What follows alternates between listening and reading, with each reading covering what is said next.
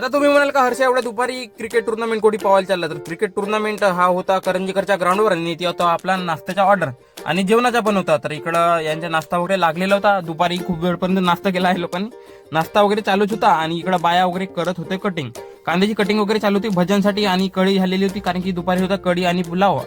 कढीला पट्टासे संभार वगैरे मारून घेतलो, कढी वगैरे झालती रेडी. तर नमस्कार मित्रांनो, मी तुमच्या मित्राचं पुन्हा स्वागत करतो का ब्लॉग मध्ये. आणि मित्रांनो, आज एक खुशीची गोष्ट आहे, तुमच्या भावाचा माईक आलेला आहे. तर इकडे बघू शकता तुम्ही, क्रिकेट वगैरे चालूच होता यांची. मग हा माईक वगैरे ओपन केलो, अनबॉक्सिंग मारलो त्याची पट्टासे आणि सोबतच किरिस का सुनने का गाना किरिस का मी म्हणाल का माईक काहीसाठी बोललो. तर मित्रांनो, आपले लॉंग ब्लॉग चालू झालेले, तर युट्यूबवर जाऊन नक्की बघा.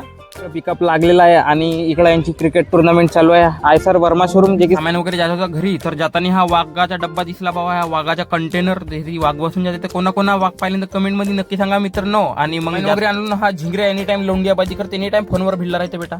अरे ये तो धोती खोल रहा है. जेवण होतं, स्टॉल वगैरे लावला पट्ट. आणि मित्रांनो, चॅनल थोडा डाऊन चाललाय, तर भावाला फॉलो नक्की करून घ्या आणि युट्यूबवर सबस्क्राईब पण नक्की करून घ्या. तर मग यांचे जेवण वगैरे निपटवला, संध्याकाळपर्यंत जेवण वगैरे चालले.